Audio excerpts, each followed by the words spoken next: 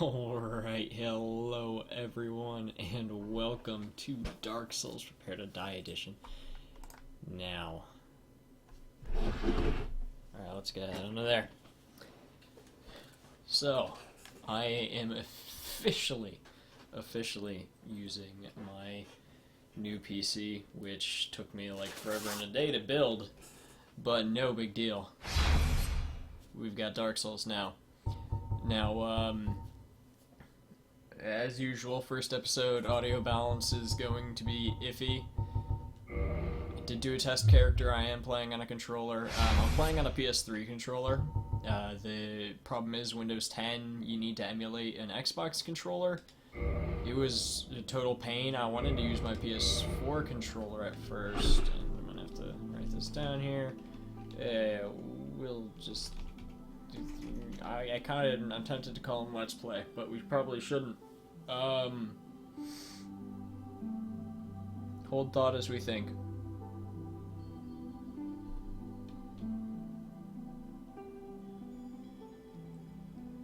We're gonna call him freaking... Tell you what, we'll take somebody from Dark Souls 2. What's the name of...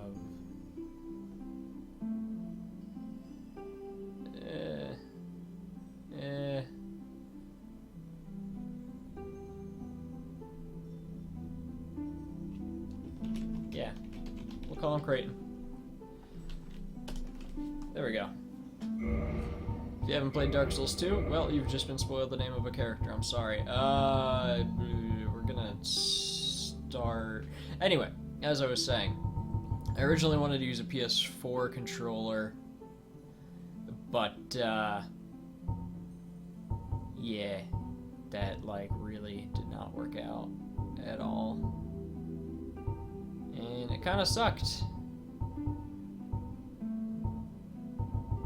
Tell you what though, we're gonna start as a thief. I like thieves, and that means I don't need to I don't need to take the master key. We will go for an old witch's ring, I guess, because I don't really need anything else. Make him really slim, because he's a thief, you know? Dude's gotta be thieving. You can have,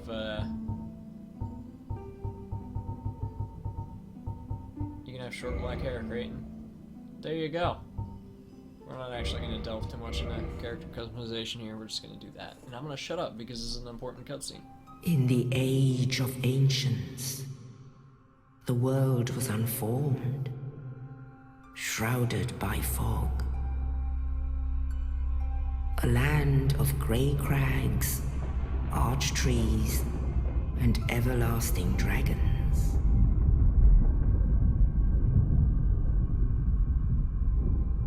But then there was fire, and with fire came disparity. Heat and cold, life and death, and of course, light and dark.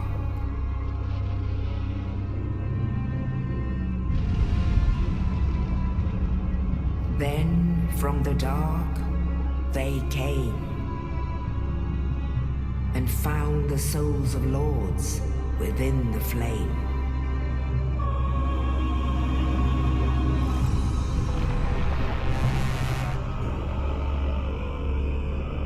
Nito, the first of the dead.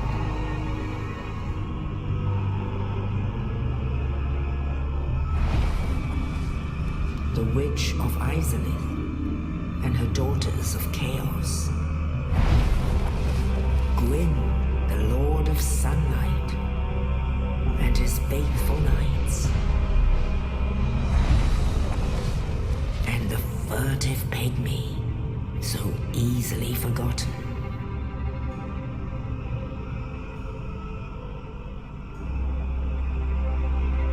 With the strength of lords, they challenged the dragons. Gwyn's mighty bolts peeled apart their stone scales. witches weaved great firestorms. Nito unleashed a miasma of death and disease. And Seath the Scaleless betrayed his own, and the dragons were no more.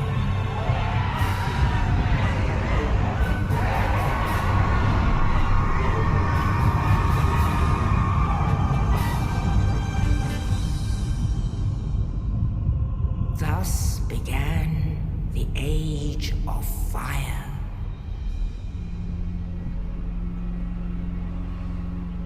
But soon the flames will fade, and only dark will remain.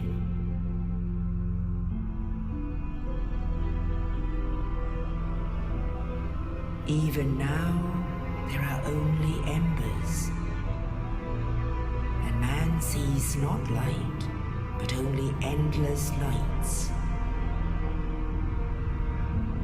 And amongst the living are seen carriers of the accursed dark side.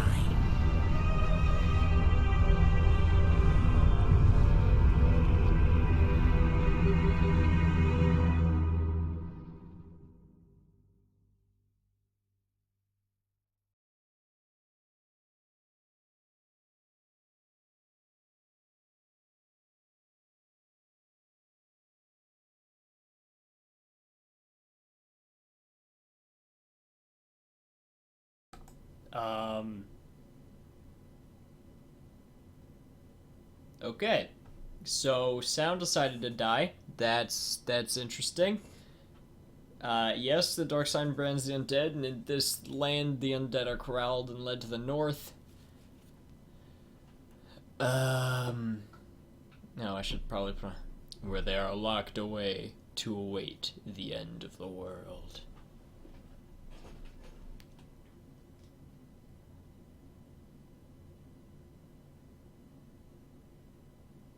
This is your fate. Yo, sick. I'm really trying to get over how pretty the game actually looks on PC, like compared to how I always felt it was on the PS3 version. And this is probably only because I'm playing it windowed, you know, and I'm like up close and it's all interesting like that, but really weird. I have no clue why the sound is not here. I really don't. I really, really don't. Now, I am going to be reading a lot of item descriptions in this series. I really do want to explore and just make sure, you know, I want to show you guys how a Dark Souls can be played. Oh, my controller is also suddenly not working. Wow, that's fun.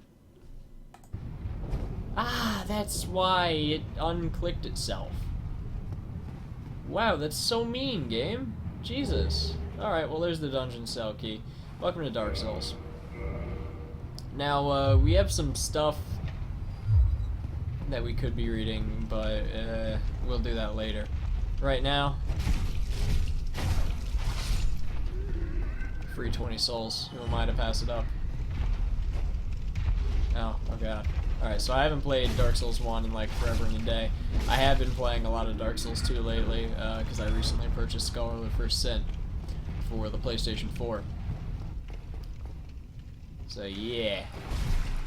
Now, you know, we will be trying to do lore and stuff, but at the same time, I'm not a huge lore buff. I can speculate somewhat, and I can inform you of what I have heard from other sources. But, oh, Steam achievements, cool. But yeah, there's like no guarantee anything I say actually holds any merit whatsoever. Now, I really adore Dark Souls. I really, really do. It's one of my favorite game series of all time. Now, normally, you'd walk in here, looks safe enough. I don't see any enemies. For the record, we can go back here. This is a bonfire. These are essentially checkpoints. We're going to be sitting at these a lot of the time. You'll respawn there if you light one and rest at it. But, as new players are not tend to do, let us look up Hello, sir. Oh my fuck, I love this game. So, walk on in here. Absolutely nothing dangerous could ever come of this, right? Oh. Hi.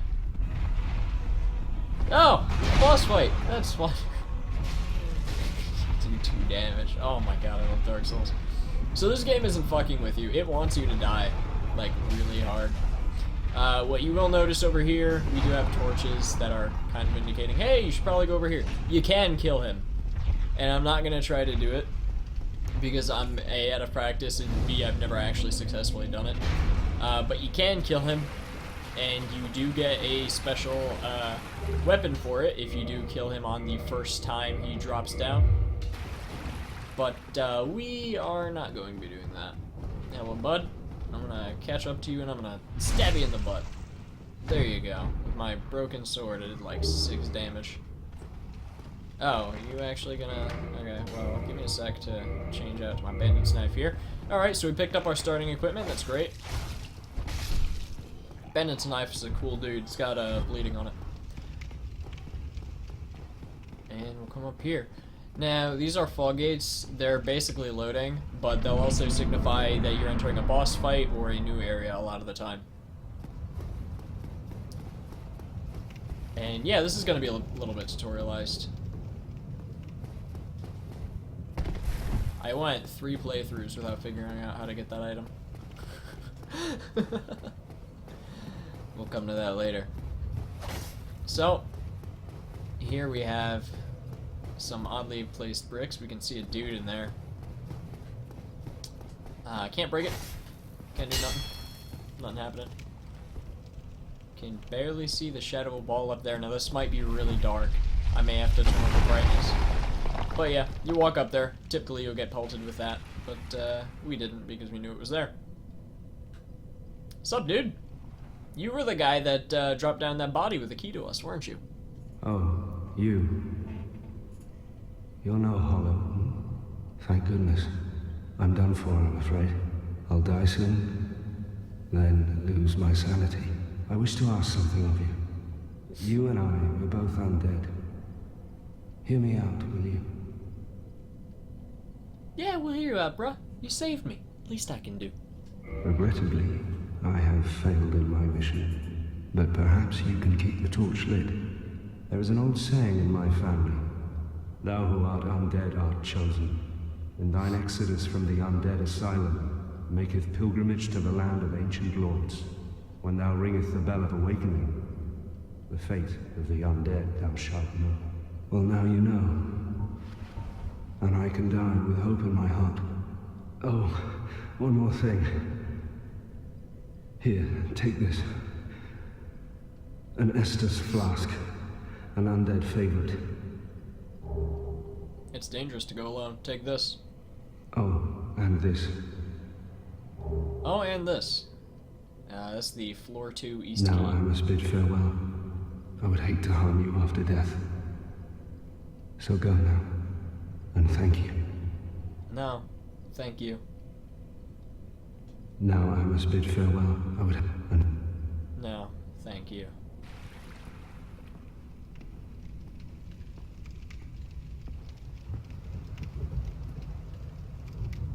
I'm trying to listen here. There you go.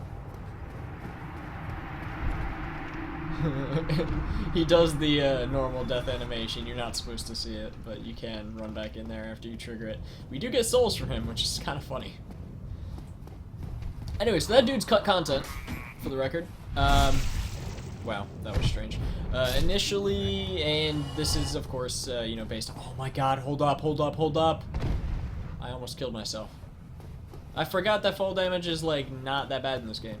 But also... Also, hold up, we're gonna come and screw around. Things I miss from Dark Souls 1 that totally should have been in Dark Souls 2. Oh, the ragdolls! Oh, I love you so much. Okay. So yeah, initially, in early development, that guy, his name I believe was Oscar? And he was supposedly... or not supposedly, I guess this is stuff that people like, you know, data mined out of the game that, you know, was just not implemented. He was supposed to be initially, I believe, a character that would, you know, go along the game with you, kind of progress with you, not like as a companion, but you'd meet him, you know, along the way a bunch of the time. And, you know, in the end, he was kind of supposed to be that rival character, I suppose, is the way to describe it. But I think it's interesting. Now, is my parry game on point?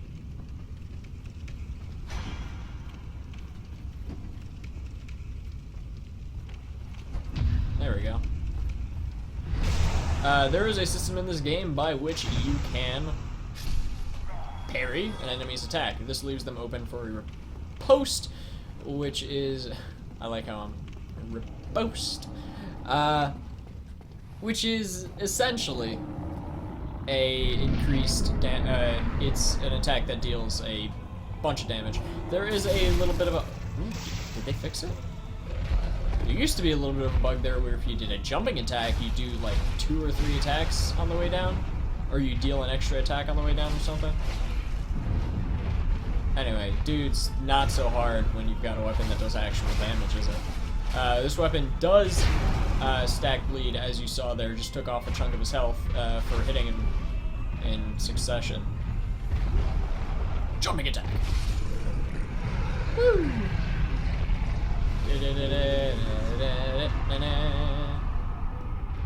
Victory achieved, and we got the Pilgrim's Key, I believe. We also got a humanity. We also got a humanity. Now you can, interestingly enough, hear something else lurking in the darkness. If I haven't dropped enough hints, we are going to be coming back here later in the game, and we will be doing some interesting stuff then. Now, I believe I was talking about something, and I'm trying to remember. I don't really remember what I'm talking about, so I'm going to go into my next topic here. We are going to be entering a cutscene. This cutscene doesn't really have dialogue, so... Only in the ancient legends it is stated that one day an undead shall be chosen.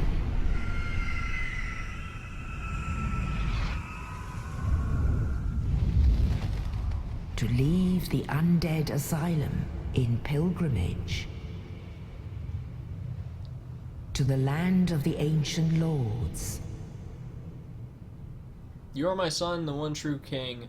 One day, everything the darkness touches shall be yours. Thank you. I totally forgot that there was dialogue in that cutscene. We are using DSFix, I believe, not DKSFix, DSFix, which I believe we're using it. You know, fuck if I know if any of this shit actually works. Wow, I shouldn't have done that. That was so lame. Okay. That was totally my bad. Good luck. 296 floating message. Why are all my messages floating? Why are all my messages floating? Imminent light. Alright.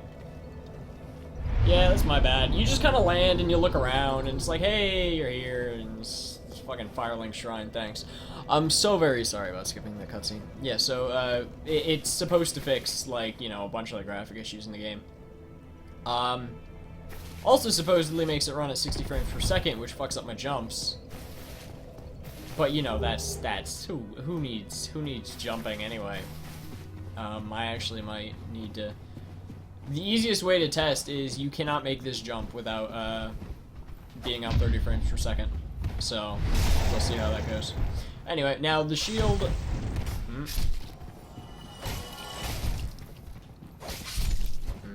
The shield I start with gives me an extra, like, a few frames of parrying window, so it makes parrying easier.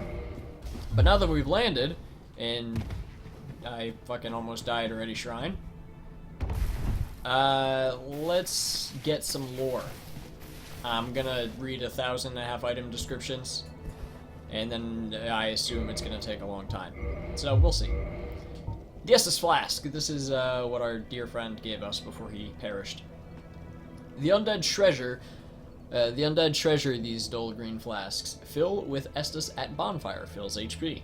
The Estus flasks are linked to the Firekeepers. The Dark Tales also make reference. An emerald flask from the Keeper's soul. She lives to protect the flame and dies to protect it further. Next we have the Black Separation Crystal. This is an online item. It's used for co-oping, etc. I don't think any of that's actually going to happen because, like, A, the game is, like, really old and it's probably got a dead online community, and B, I heard that's really buggy on computer as well. The Black Separation Crystal. This black crystal, long a symbol of farewell, is granted to banished undead. The crystal sends phantoms back to their homes, or sends you back to yours. Beware of fickle use of this item if you intend to nurture relations. Despite the foreboding little message at the end there, this item is basically just, if you're playing online and you either want to get rid of one of your co-op phantoms, or if you are a phantom and you want to go home, you use this item. That little warning message is kind of just like, don't send people home and be a dick. Okay, what just happened? Don't send people home and be a dick if you want them to be your friends, and I have no clue what keeps happening there.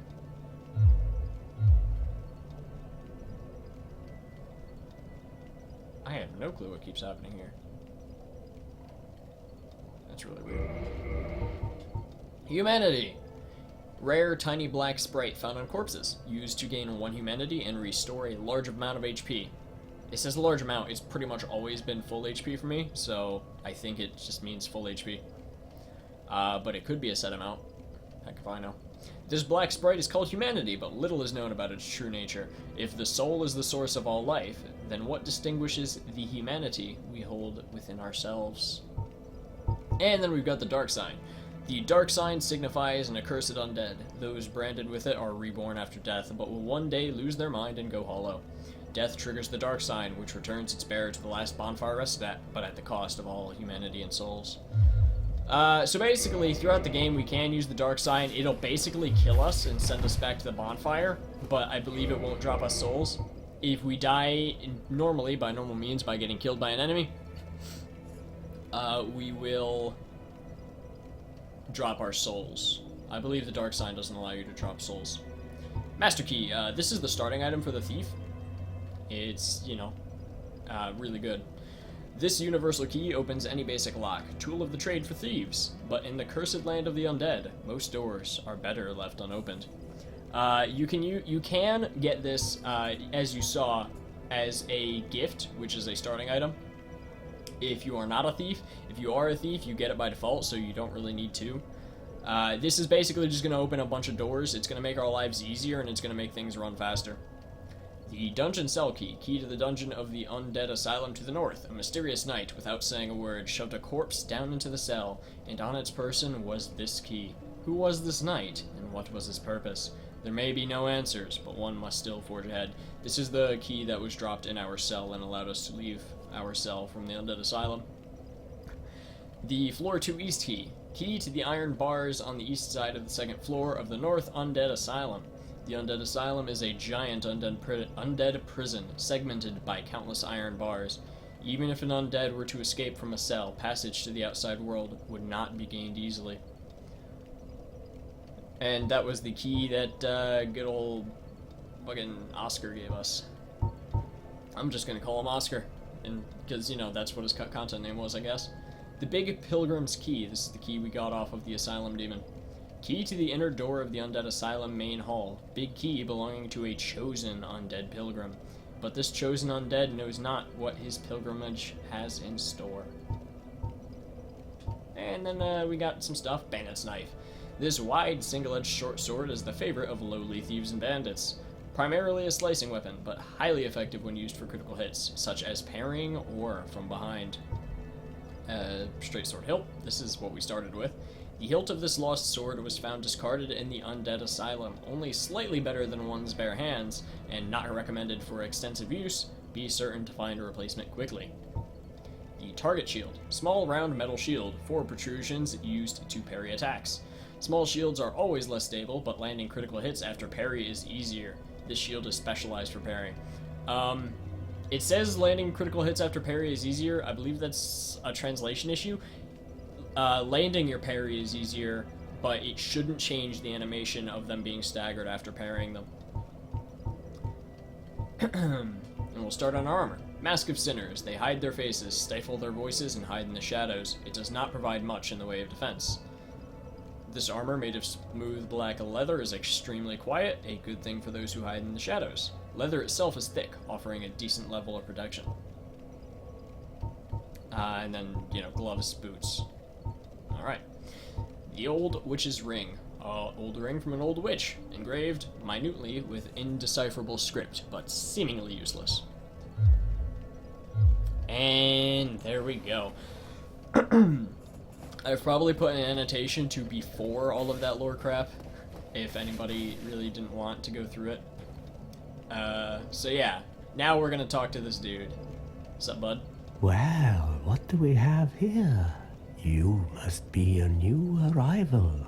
Let me guess. Fate of the undead, right? Well, you're not the first. But there's no salvation here. You'd have done better to rot in the undead asylum. But too late now. Well, since you're here, let me help you out. There are, actually, 2 bells of awakening. One's up above in the undead church. The other is far, far below, in the ruins at the base of Blight Town. Ring them both, and something happens. Brilliant, right? Not much to go on, but I have a feeling that won't stop you. So, off you go. It is why you came, isn't it? To this accursed land of the undead?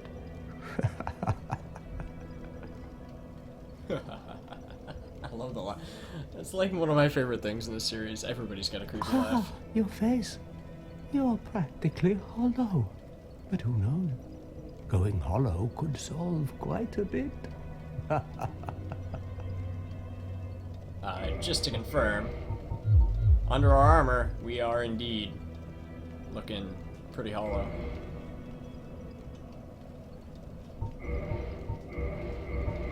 I'm gonna finish up his dialogue and then end Well, this. there are a few ways to oh go God. about it. I skipped some dialogue. Collect it bit by bit from corpses. Or you can butter up a cleric and get yourself summoned. He's talking about humanity. And the quickest way, although I'd never do it, is to kill a healthy undead and pillage its humanity. Coveting thy neighbor is only human, after all. So there he lists about the ways you can get humanity. Getting summoned, finding it on corpses, which is a game mechanic actually. You have a chance upon killing a certain amount of enemies to gain a humanity. And also killing other undead, which will not come into play later and will not come into play for this character because, like I said, PvP and, co-op is probably really dead, but it's there. What are you looking at? Don't try anything clever. You might regret it. I love watching videos of people who try to kill this guy immediately. It's really funny. What? You want to hear more? Oh, that's all we need. Another inquisitive soul. Well, listen carefully then. One of the bells is up above in the undead church, but the lift is broken. You'll have to climb the stairs up the ruins and access the undead burg through the waterway. The other bell is back down below the undead burg, within the plague-infested Blight Town. But I'd die again before I step foot in that cesspool.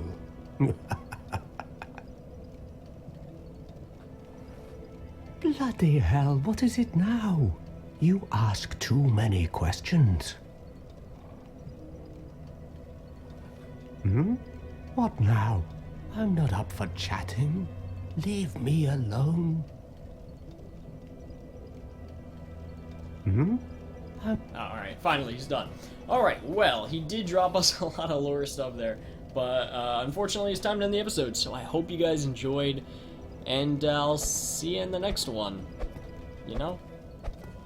Let's do the thing. Yeah, the thing.